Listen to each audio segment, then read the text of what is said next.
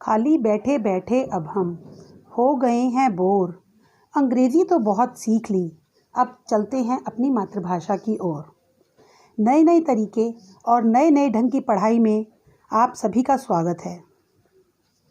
तो जैसा कि आप जानते हैं, हमारी हिंदी की कक्षा है और मैं सरिता जैन आपको हिंदी पढ़ाऊंगी।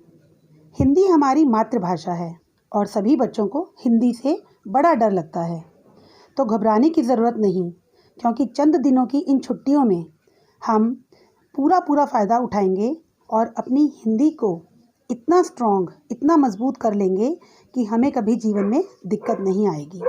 तो चलिए शुरुआत करते हैं व्याकरण के अध्याय वर्ण से।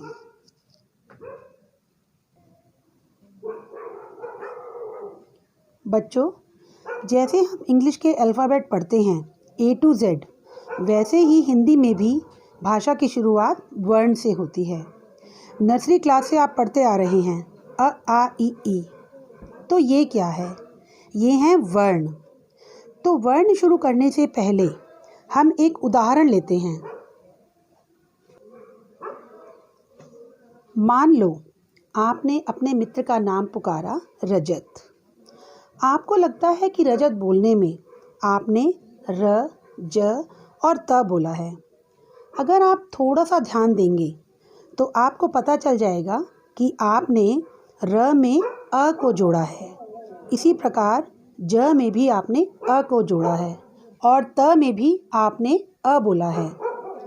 र जमा अ, ज जमा अ और त जमा अ, ये मूल ध्वनियाँ हैं। ये क्या हैं? ये मूल ध्वनियाँ हैं। व्याकरण में इन ध्वनियों को वर्ण कहा जाता है। व्याकरण में इन ध्वनियों को वर्ण कहा जाता है। तो चलिए हम शुरुआत करते हैं वर्ण से। जो मैं आपको दिखा रही हूँ, इसमें देखिए पेपर में वर्ण भाषा की लघुत्तम यानी कि सबसे छोटी, वर्ण भाषा की लघुत्तम इकाई है। सही शब्दों में बोलें तो भाषा की लघुत्तम इकाई वर्ण कहलाती है। फिर से बोलेंगे, भाषा की लघुत्तम इकाई वर्ण कहलाती है। इनकी कुल संख्या 52 है। 52 मतलब 52। इनकी कुल संख्या 52 है। अब आप देखिए, ये जो मैंने आपको 52 वर्ण बताए हैं, हम शुरुआत करते हैं अ से। जो आपको मैं दिखा रही हूँ, ये देखिए अ, आ, इ, ई, उ, री, ए, ऐ, ओ, औ। इन्हें हम स्वर कहते हैं और इनकी संख्या 11 होती है।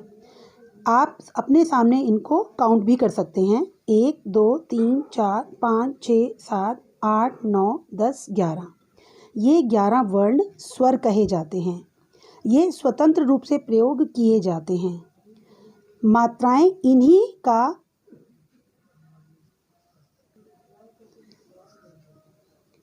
का प्रतीक होती हैं। अब अगली पंक्ति में हम देखते हैं, आप देख रहे हैं क से लेकर म वर्ण तक जो ये पंक्तियां हैं, इनका अलग अलग नाम है। जो पंक्ति क से शुरू होती है, हम इसे कवर्ग कहते हैं। फिर च से जो पंक्ति शुरू हुई, उसका नाम चवर्ग है। फिर ट से पंक्ति शुरू हुई, इसका नाम टवर्ग, तवर्ग और फिर पवर्ग है। अब आप देख रहे हैं क से लेकर ह तक जितने भी वर्ण हैं, इनकी संख्या कुल 33 है। 33 मतलब 33। इनको अगर हम जोड़ें तो इनकी संख्या ये कुल जोड़ में 33 हैं, 33 हैं। नीचे जो 2 वर्ण दिए गए हैं, ड़ और ढ, ये 2 अलग वर्ण हैं। ये बहुत कम इस्तेमाल होते हैं। जैसे मैं आपको उदाहरण देती हूँ, ड़ हम बोलेंगे सड़क, तो सड़क में ये डॉट वाला ड आएगा। इसी तरह जो दूसरा वर्ण है ढ, जैसे ठाड़े। मैं आपको एग्जाम्पल देती हूँ। अगर मैं आपको बोलती हूँ कि बाज़ार से 3.5 किलो चीनी ले आओ, तो उसमें ये वाला ढ यूज़ होगा।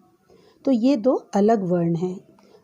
क से लेकर ह तक जो मैंने आपको व्यंजन बताए ये 33, नीचे जो 2 वर्ण दिए हुए हैं ये 2, तो 11 स्वर, 33 व्यंजन और ये 2 अलग वर्ण। इसके अलावा क्ष, त्र, ज्ञ और श्र, ये 4 हम संयुक्ताक्षर व्यंजन होते हैं। इन चारों को हम संयुक्ताक्षर कहते हैं। ये संख्या में 4 हैं। इसके अलावा अनुस्वार और विसर्ग आप देख रहे हैं। तो इन सभी का योग अगर हम करें, योग मतलब जोड़, इन सभी का अगर हम योग करें तो ये कुल संख्या में 52 है। तो हम कह सकते हैं कि हमारे वर्णों की कुल संख्या 52 है।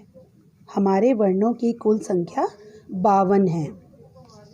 जब इन्हीं 2 वर्णों में से किन्हीं भी हम 2 वर्णों को मिला लेते हैं, जैसे क और ब, कब, तो उससे हम अक्षर बनाते हैं। वर्ण को हम अक्षर भी कहते हैं। अक्षर जब बनते हैं जब हम किन्हीं भी 2 या 2 से ज़्यादा वर्णों को मिला देते हैं। उदाहरण मैं आपको यहाँ देना चाहूँगी। आप सभी अपने अपने नाम के वर्ण देखिए।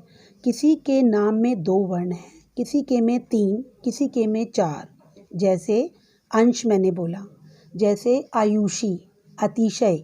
तो आप देखेंगे कि आपके नाम के वर्ण 3 हैं या 4 हैं। जब हम उन 3 या 4 या 2 वर्णों को मिला देते हैं तो वो अक्षर बन जाते हैं। इसी प्रकार इन सभी वर्णों को जब हम जोड़ देते हैं तो ये हमारी बन जाती है वर्णमाला। क्या बन जाती है? वर्णमाला। वर्णों के व्यवस्थित समूह को हम वर्णमाला कहते हैं। अब मैं आपको जो ये शीट दिखा रही हूँ, इसमें मैंने आपको एक अभ्यास दिया है। लिखा है, नीचे दिए गए उदाहरण को पढ़कर वर्णक्रम को जोड़कर शब्द बनाइए। आपने इन वर्णों को जोड़कर शब्द बनाने हैं।